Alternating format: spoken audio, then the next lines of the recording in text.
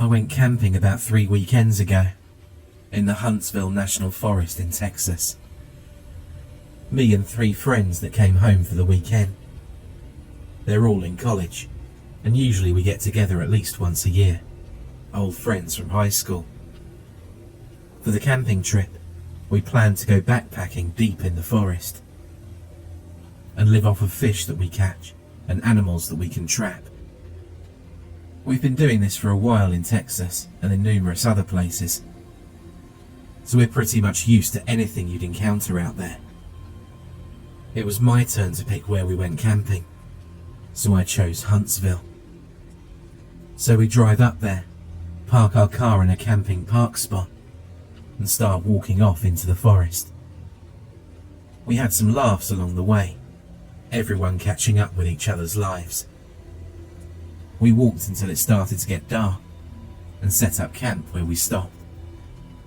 Everyone gathered wood to make a fire and we set our tent up. And we do what we always do, try and scare each other with weird stories. Around this time, we started to smell something very faint. It was noticeable, but not overbearing. We couldn't put our finger on what it was, so we just carried on. Mike had to go to the bathroom, and he walked off in the forest. A second later, he came running back, looking like he'd stopped halfway through and wet himself. Immediately, we all crack up and throw some jokes at him. But then we noticed he was white as snow and trying to catch his breath. He starts screaming for us to follow him and runs off. We all get serious and go follow him, not knowing what the problem was.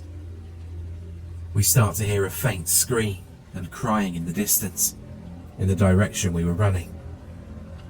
It was pitch black away from the camp, and Mike had the only flashlight. We left ours at the camp. He had his from his trip. So at this stage, we didn't have much choice but to follow the light, which was frantically pointing here and there in front of him. The scream gets closer, and Mike starts to slow down. We then notice a ratty old cabin that looked like it was abandoned, except for a faint light that we could see from one of the old mildew-covered windows. The crying was intense. Whoever it was couldn't breathe enough to let out a full yell. We all followed Mike up to the front door, and we could all hear the crying from inside. As soon as he knocked on the door, it stopped. We all waited and heard really heavy footsteps walking past the door. There was a giant slam and the sound of a bolt unlocking. Then nothing. We waited for a bit, knocked a few more times, but still nothing happened. We walked around the house. There was no way any of us were leaving each other's side, and noticed the window, which was a good way up. Alex took a deep breath and asked us to give him a boost so he could see inside. Mike and I lifted him up to the window. We watched him brush away dirt and webs from the window and place his face close to it to try and see something. There was a quick beat. Then suddenly, he breathed in fast and let out a loud scream. He fell back from the window, screaming bloody murder the whole way. We all tried to calm him down, but he was hysterical. We went to him, but he started to shake, punch, kick, cuss, you name it, and then took off towards the camp. None of us wanted to be separated, so we all ran close behind him. We caught up to him and grabbed him and set him down. The fire was dying out, so I grabbed some nearby wood that we collected and added it to the fire. My hands were shaking and I had to do something. I went back to Alex and we all tried to calm him down again. He wouldn't though. He just kept screaming. and was breathing so hard that he eventually fainted. All of us are terrified now, and we all kept the fire high until sunrise. Periodically, Alex kept waking up, screaming just like before. By sunrise, he was up and looked catatonic, just mumbling to himself and whimpering. Mike and I decided to go and look at the cabin, now it was daylight. We searched where we thought it was, except there was nothing there. Nothing at all. The indistinct smell from last night had now grown into a very strong smell of something dead, something stale. We headed back to the campsite. When we got there, we found Alex had chewed into the sides of his face and swallowed so much blood that he was throwing up. John was at his back, and he looked like he was about to die from exhaustion. I guess we all looked that way. I just didn't notice until I saw his face. Alex said quietly that we needed to leave. Now. We all started to pack up the tent. It started to rain really heavily. It was about noon, and the sky started to grow really dark. Alex started to go into a panic. He went and grabbed a large stick and yelled at us to leave it and leave now, or he'd knock us out and drag us out of there himself. Mike started to yell at him, and they started to fight. We broke it up and finished packing, and then started to make our way back. After a little while, we arrived at a creek that we crossed the previous day, only it was flooded over, and the water was moving too fast for us to cross. Alex started to scream again, yelling at Mike for taking his time packing up the tent when we could have gotten out of there. This went on for a while, until we finally convinced Alex to calm down and tell us what happened. He said as soon as he put his face to the glass, a face on the other side did exactly the same thing and started to smile really big. It had dark eyes and a dark mouth, which was much bigger than Alex's, and the smile got as large as it could. A giant shadow behind it swung something down and sliced its face off. The face was stuck to the window, and he said it started to laugh quietly as it slid down. Mike, still annoyed, and though he wouldn't admit it, beginning to get freaked out, started to argue with him again. We eventually started to follow the creek for a way to cross. We then started to see toys floating in the creek. Really old toys, old dolls. This wasn't like any old trash floating in the creek though. This was a lot of them. A lot of baby dolls. One washed towards the side, and Mike picked it up.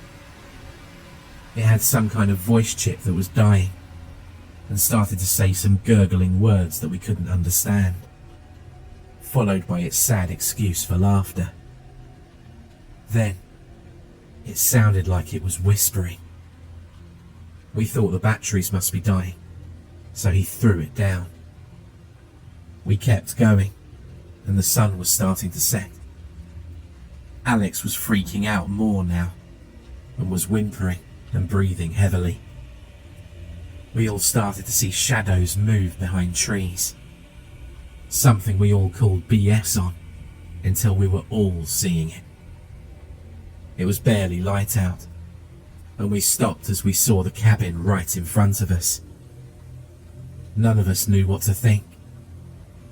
Mike says, "This is ridiculous, I'm going in there." Alex tries to stop him.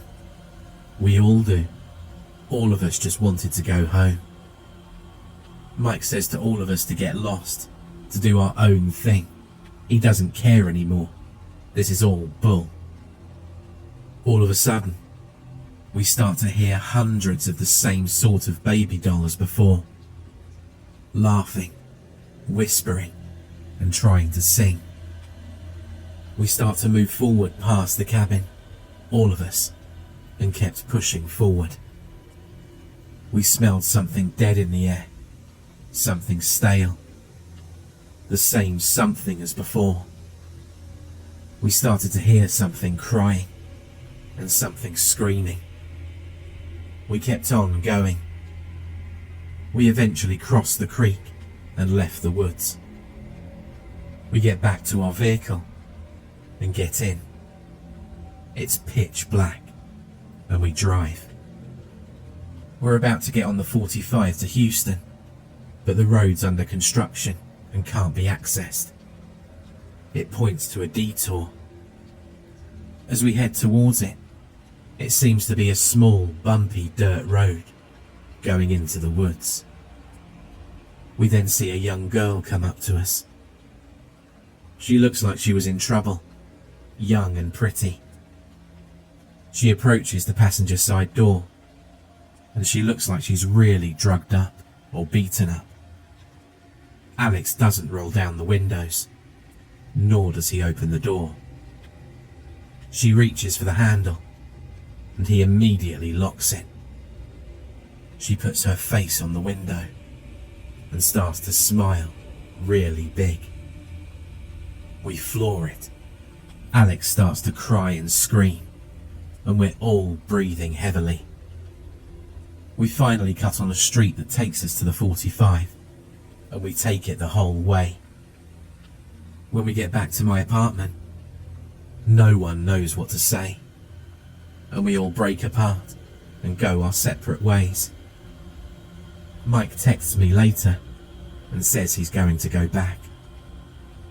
I try to convince him not to, and all he does is say it was our own minds that were screwing with us. I think he just went to prove to himself that he wasn't scared. I can smell that stench everywhere now. I don't go out anymore. I just stay in and don't answer the door. Last week, everyone I met was acting really strange. People that I knew for a long time, and total strangers. My own dad, when I went to his place to eat supper with him, he just watched me, strangely, when I was sitting down. He didn't say a word the whole time. I kept asking him, "What's wrong?" He just slowly shook his head. When I was leaving to go home, I turned to wave. To my shock, he had black eyes and an open mouth like he was in pain. When I started to walk back, he shut the door and bolted it. I stayed there, knocking and knocking. Nothing. I called him. His phone was disconnected. I even called the police. Halfway through the questions they were asking me, the connection started to fade into static. I could hear a faint mumbling, interspersed with singing and laughing.